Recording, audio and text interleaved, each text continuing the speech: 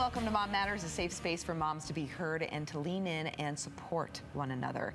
You may have heard the term forever moms. Today we're actually going to dive a little bit further into that term. You know, a recent Gallup poll focused on Idaho moms shows that 30% of mothers with children in the household report being responsible for at least one child who has a physical, mental, or emotional condition that requires additional support or care.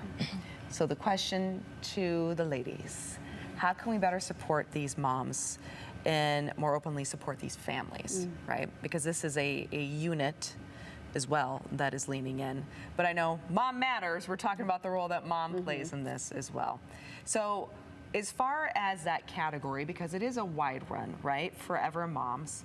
I don't have that experience personally, but I am surrounded by so many. And the best thing, first and foremost, is to lift them. And say, we see you, we hear you. There's a Zulu phrase, sayubona, I see you, I hear you. And that's what I think of with these forever moms, because oftentimes it's buried, but the pandemic really laid it bare that there is a challenge and a struggle, and there's different intensities of it. There is the behavioral challenges that come, but then there's folks that are 24/7 caring for their child.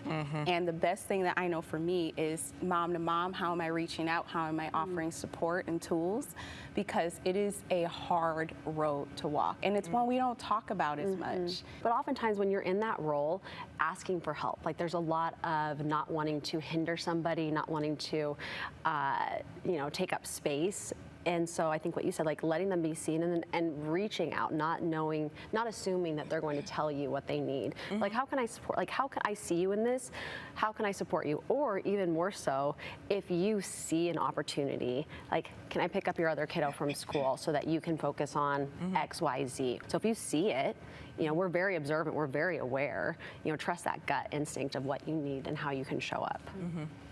I think as a parent of a child with special needs, you don't know how to process it, because your idea when you get that little baby in your arms is, this is going to be great, and it's, you know, I've got this. And then there's a milestone that's not reached, or there's something that you're like, this is not what's supposed to be happening.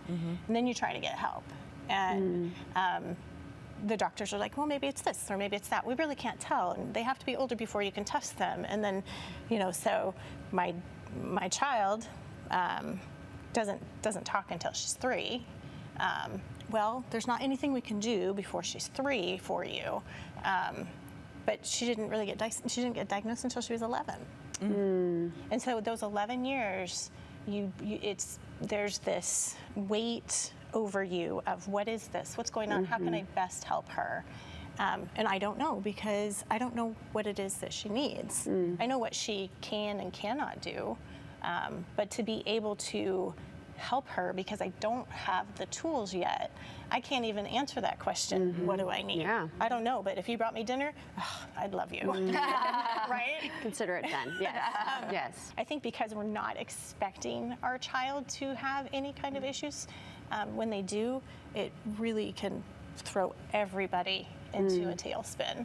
And so getting that therapy, getting them the therapies they need, and being able to be in community and share those fears that you have is so important. Where are these resources, and, you know, why are they so limited? It's just, I know it's a very similar frustration that many moms have, and I wish that there was a better solution.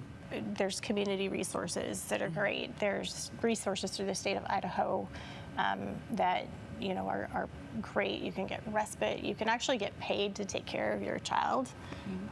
If you can't work outside the home because your child needs more care, the state will actually, you can get certified and you can get paid to be taking care of your child. Wow. And then there's some just private grants that are out there. Idaho Caregiver Alliance, that's a resource we have here. But then there's a tension that happens, I don't want to say but, period. There can be a tension between the parenting and the caregiving that forever moms cross over into because it is no longer a parenting conversation in some cases, it's a caregiving conversation.